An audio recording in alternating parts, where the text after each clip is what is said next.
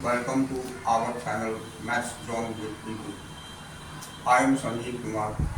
I have given you the information about the speech, and there are three rules which is described before in our previous videos. Now there will be two rules remains to complete the speech. Two main rule, and that is very informative. I have told in our previous video that these two rules are very important, so we should have to take care on it. Means हो गया कि हमारे जो ये example लिया direct से indirect speech बताने का, इसमें मैं तीन रूल पिछली क्लास में बता चुका था, पिछली वीडियोस में, जो कि कहाँ कहाँ लागू होती है ये भी हमने दिखा दिया था एक एग्जाम्पल के तहत। ये तीन रूल हमारी इम्प्लीमेंटेड हो गई थी, और मैंने स्टार्टिंग में बताया था कि डायरेक्ट से इनडायरेक्ट बनाने के लिए असर्टिव सेंटेंस की वाक्यों में मेन 5 रूल होते हैं। तो अब जो 2 रूल बचे हुए हैं ये बहुत ही महत्वपूर्ण है, और हमें इसके बारे में थोड़ी विशेष ध्यान देनी होगी, because this one is some critical rules. So we should have to take more attention towards this rule. तो आइए आज हम स्टार्ट होते हैं रूल नंबर 4 में। रूल 4 ये चौथा रूल है। चौथा रूल क्या है ये मैं बताता हूँ। SON 1 2 3 ये रूल हो, ये याद रखना है कि SON 1 2 3। अब मैं बता रहा हूँ कि S मीन्स क्या होता है, O मीन्स N मीन्स 1 2 3 ये क्या है।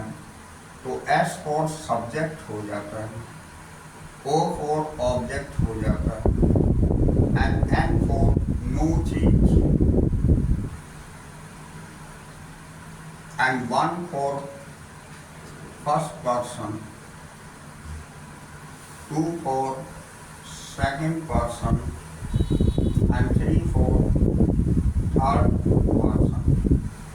Okay, अब आप जैसा कि जानते हैं कि फर्स्ट पर्सन में ओनली I और we आती है, सेकंड पर्सन में you आता है, both in singular and plural. Here I is in singular and we are in plural. Now third person में हमारी he, she, it, name and they ये सारे आ जाते हैं। ओके, तो अब देखिए मैं बता रहा हूँ, ये 4th रूल लागू होती है हमारी RS के इस प्रोनाउन। RS का प्रोनाउन कैसे हम चेंज करते हैं, तो रूल 4 में हम लिखेंगे RS का प्रोनाउन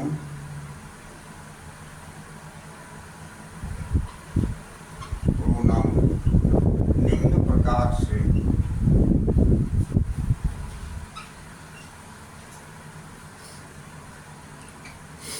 परिवर्तित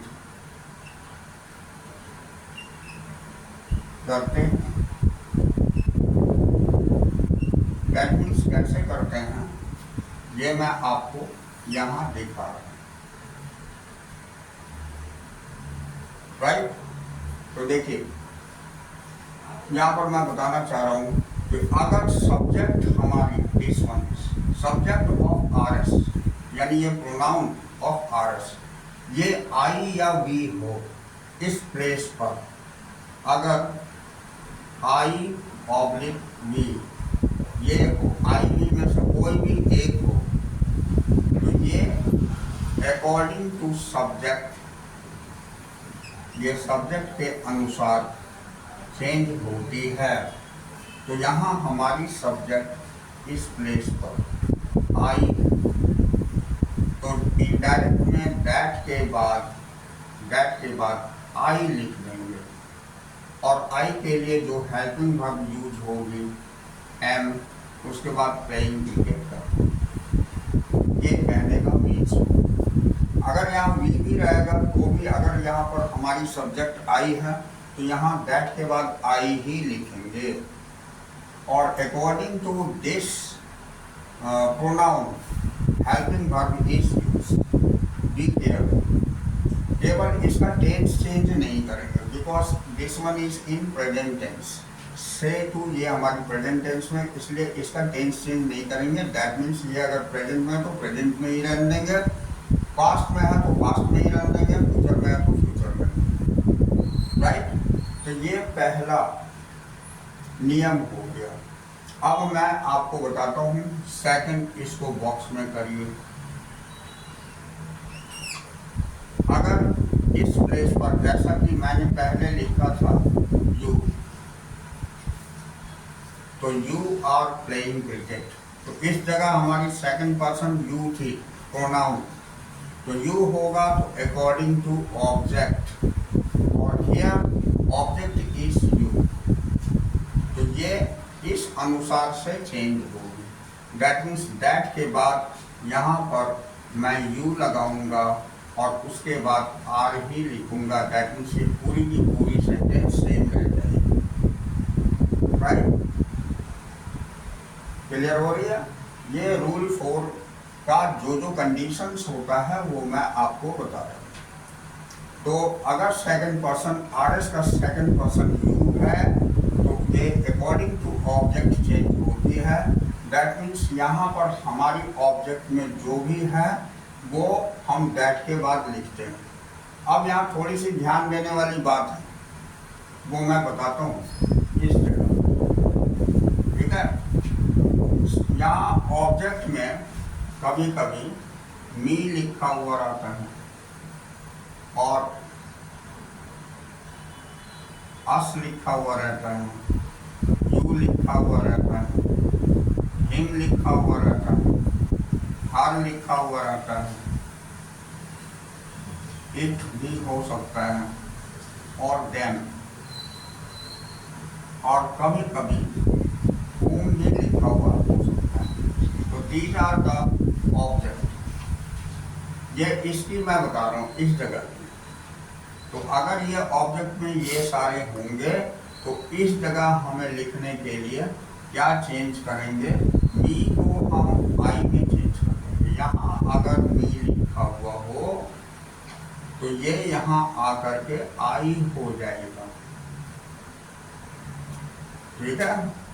और ये आई हो गया तो आई के लिए हेल्पिंग वर्ब, आई के साथ में एम लगता है तो एम लगा के बाकी सेंटेंस बना देंगे। राइट। यहाँ पर हमारी सेंटेंस ओरिजिनल रहने देते हैं, यहाँ यू। ठीक है।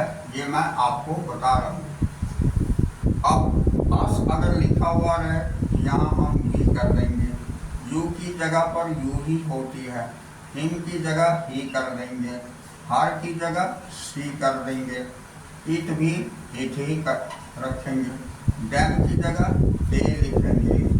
दैट के बाद ये हम दैट के बाद लिखेंगे इनडायरेक्ट में। इनडायरेक्ट में दैट के बाद हम ये सारा लिखेंगे। होम के लिए यहाँ तो बी केयरफुल। ये सेकंड पर्सन ऑब्जेक्ट में ये सारे अगर लिखे हुए रहेंगे तो इसको हम क्या चेंज करते हैं, ये मैंने लिख दिया। अकॉर्डिंग टू दैट आप यहाँ पर यूज करेंगे दैट के बाद। समझ पाए? ओके। अब आप आइए ये तीसरा और अंतिम रूल 4 का कंडीशंस। ये अगर थर्ड पर्सन होगा, दैट मीन्स ही हो, सी हो, इट हो, नेम हो या दे हो, इस प्लेस पर, तो इसमें अगर मान लीजिए यहाँ ही लिखा हुआ है और इस प्लेस पर ही है, तो ये थर्ड पर्सन में है तो ये नो चेंज हो जाएगा। दैट मीन्स दैट के बाद हम यही ही उतारेंगे। सी रहेगा तो सी उतारेंगे, इट रहेगा तो इट उतारेंगे, नेम रहेगा कोई भी तो नेम उतार देंगे, और दे रहेगा तो दे ही उतार देंगे। कहने का मतलब ये हो गया, अगर थर्ड पर्सन के प्रोनाउंस अगर हमारी आर एस के हैं तो उसमें कोई चेंजिंग नहीं होगी। You understand? ये हो गया रूल 4 जो कि हमारी इस प्लेस पर लागू हुई। राइट? अब मैं आपको ये बताना चाहूँगा, हमने रूल फर्स्ट में प्रेजेंट टेंस और फ्यूचर टेंस की बात की थी कि यदि हमारी आरबी प्रेजेंट टेंस या फ्यूचर टेंस में हो तो हम इसका टेंस चेंज नहीं करें। अब हमने पास्ट टेंस की तो बात करी नहीं, वो मैं अब रूल 5 में आपको बताऊंगा। ठीक है? तो रूल 5 में आप देखिए कि क्या होती है। राइट?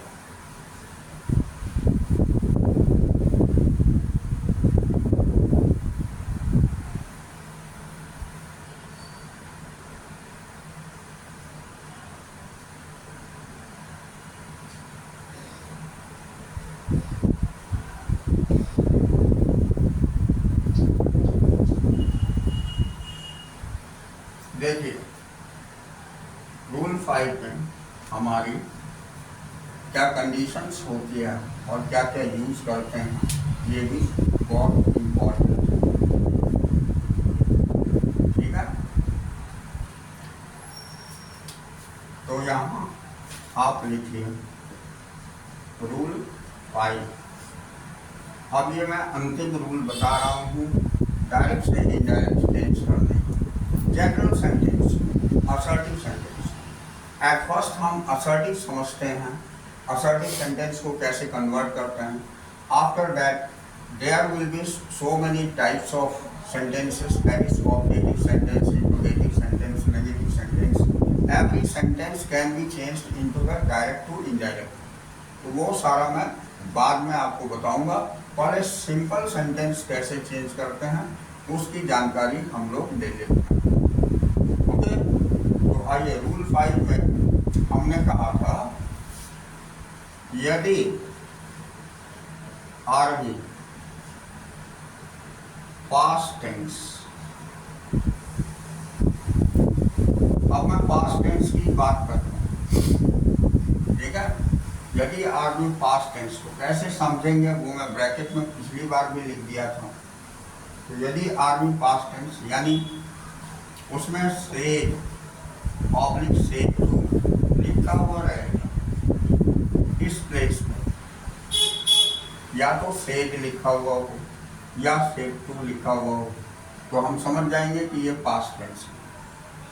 राइट? तो यदि आरबी पास्ट टेंस में हो तो आरएस का टेंस, आरएस का टेंस निम्न प्रकार से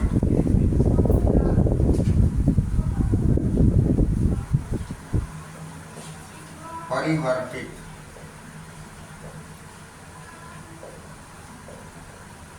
होता है। ये टेंस कैसे चेंज होता है ये मैं अकॉर्डिंग टू टेबल में शो करता हूँ। ठीक है?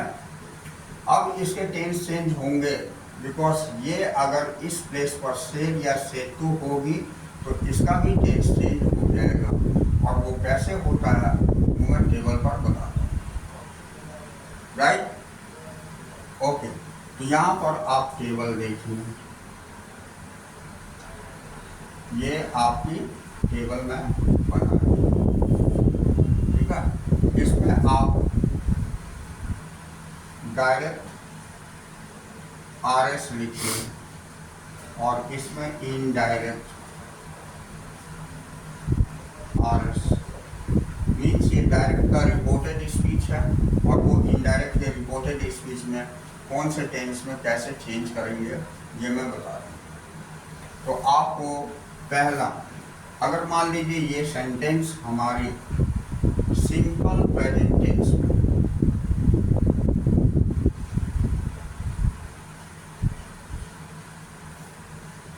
जैसे ही प्लेस क्रिकेट, ये हमारा सिंपल प्रेजेंट टेंस।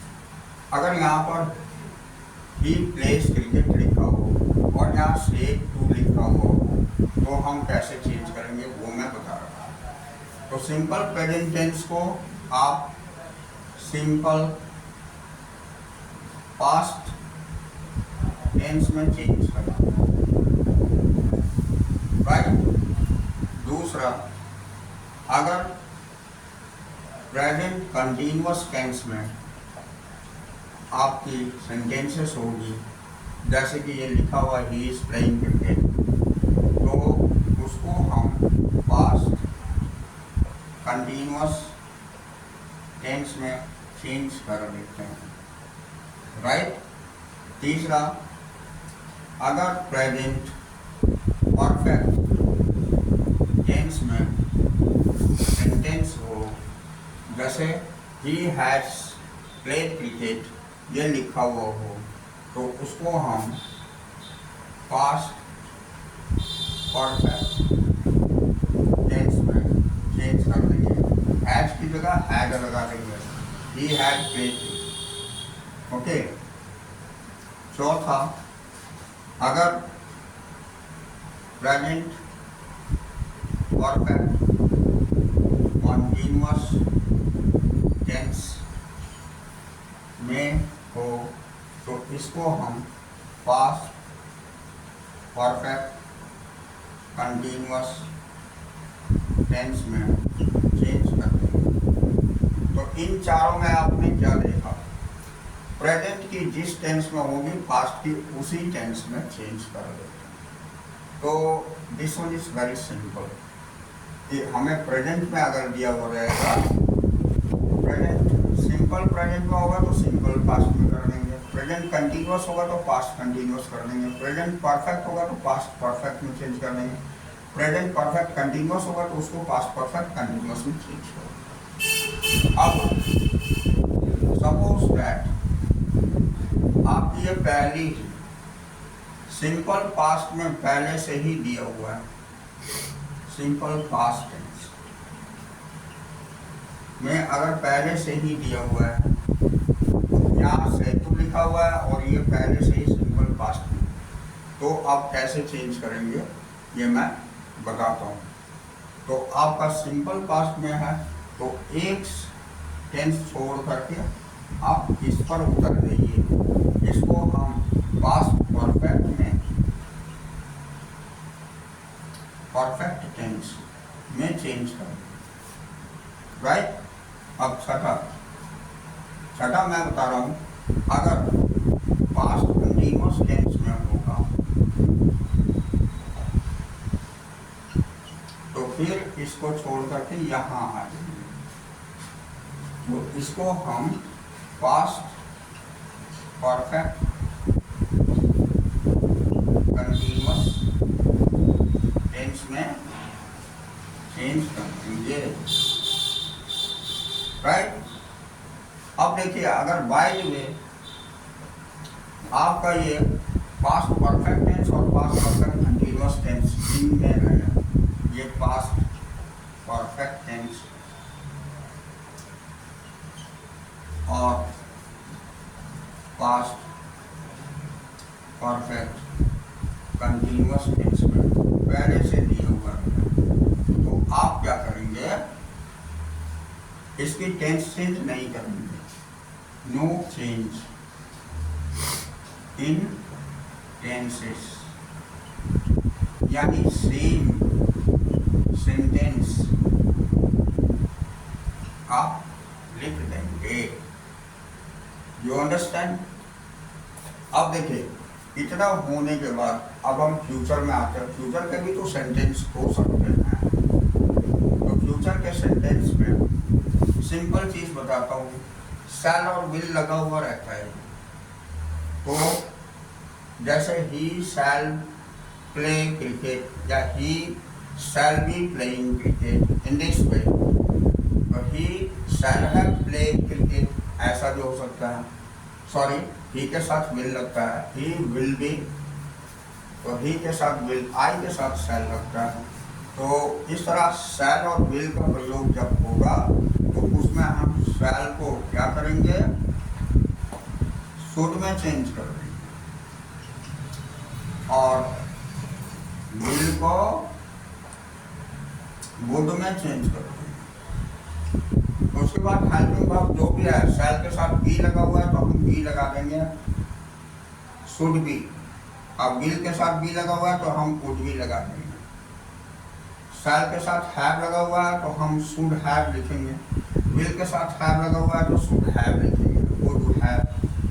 अब 11वां कैन अगर लगा हुआ रहे मॉडल्स में तो इसको हम वुड कर देंगे, और अगर 12वां मे लगा हुआ है तो इसको हम माइट,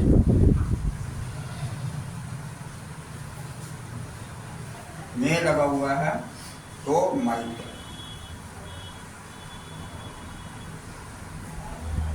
ठीक है, तो इस तरह हमने रूल 5 में देखा कि ये रूल 5 अकॉर्डिंग टू टेंस इसमें कैसे चेंज होती है, और ये केवल पास्ट टेंस। याद रखिएगा कि इस प्लेस पर ये दोनों में से कुछ भी लिखा हुआ रहेगा तब इसकी हम टेंस चेंज करेंगे, और इसकी टेंस इस टेबल के अनुसार होगी। राइट, तो देखिए आज मैं आपको सारे रूल की जानकारी दे दिया। अब नेक्स्ट क्लास में मैं ये सारे एग्जाम्पल बना करके आपको दिखाऊंगा और आपको जो भी प्रॉब्लम होगी उसको सॉल्व करके दिखाऊंगा, तब आपको और अच्छी तरह समझ में आएगा कौन सा रूल कैसे लागू हो रही है। वो विद एग्जाम्पल एक एक करके एग्जाम्पल बताते जाऊंगा, कहाँ पर ये सब्जेक्ट के अनुसार चेंज हो रही है, ऑब्जेक्ट के अनुसार चेंज हो रही है, टेंस कैसे चेंज हो रही है। ये सारे रूल तो मैंने बता दिया, अब उसको इम्प्लीमेंट करके दिखाऊंगा विद एग्जाम्पल, तो ये और भी प्रॉपर होगी। ये मैं आपको नेक्स्ट दैट मीन्स अगली वीडियो में आपको ये सारी एग्जाम्पल के साथ करवाऊंगा। ओके, अब आप देखिए अभी तक जो हमने इंग्लिश ग्रामर की बेसिक इंग्लिश ग्रामर की क्लासेस ली, उसमें हमने आपको क्या क्या सिखाया ये मैं बताता हूँ। ठीक है,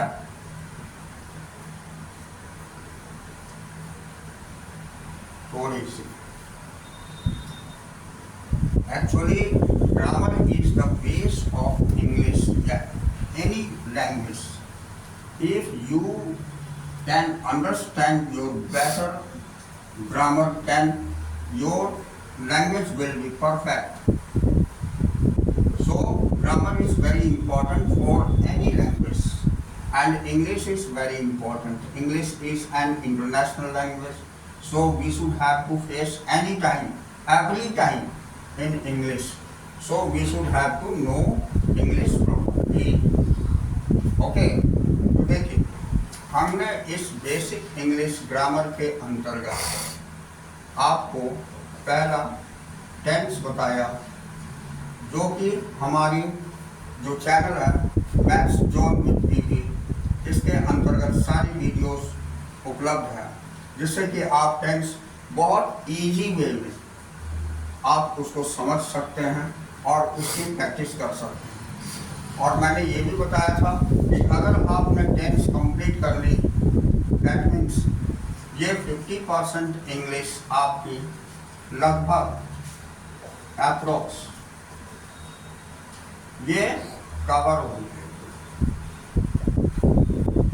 ठीक है, बट अगर केयरफुली इसके सारे रूल रेगुलेशन को आपने यूज किया तो उसकी वजह क्या है, वाई आई से 50% इंग्लिश, बिकॉज हम इसमें आपको 36 टाइप्स ऑफ सेंटेंसेस पूरी टेंस में 36 टाइप्स ऑफ सेंटेंसेस बनाने के लिए सिखाते हैं। तो इसलिए tenses is very important to learn English. Okay, ये हमारी प्रीवियस वीडियोस है, अवेलेबल है। अब देखिए उसके बाद हमने इसमें इंग्लिश की बेसिक इंग्लिश ग्रामर के अंतर्गत वॉइस बताया। वॉइस ये भी बहुत ही महत्वपूर्ण है और अभी स्टैंडर्ड 9, 10, 11, 12 में इसकी थोड़ी सी क्वेश्चंस अराइज करी जाती है, पूछी जाती है, इसलिए ये भी जानकारी रखना बहुत ज़रूरी है। इसमें हमने ओनली 3 रूल्स बताए थे।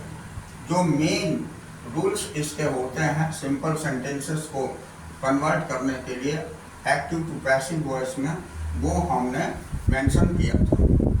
तीसरा चीज़ ये स्पीच है, जो कि मैं कल और आज इसे बताया और ये स्पीच कंप्लीट किया। तो ये भी हमने कंप्लीट किया, ये भी हमने कंप्लीट किया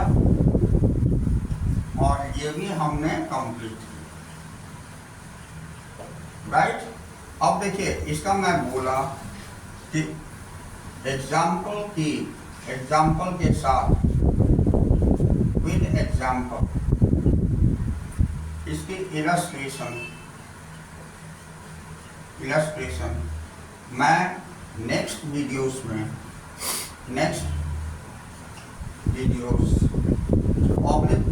क्लास में आपको दूंगा, जिससे कि स्पीच में आपकी कोई प्रॉब्लम नहीं रहेगी। बिकॉज एग्जाम्पल सारे मैं सॉल्व कर करके दिखाऊंगा, हर टाइप की एग्जाम्पल। उसके बाद मैं उम्मीद करूंगा कि स्पीच भी आपकी प्रॉपर हो जाएगी, राइट। तो आज के लिए हम क्लास यहीं ओवर करते हैं। That's all for today. We will meet again on the next class.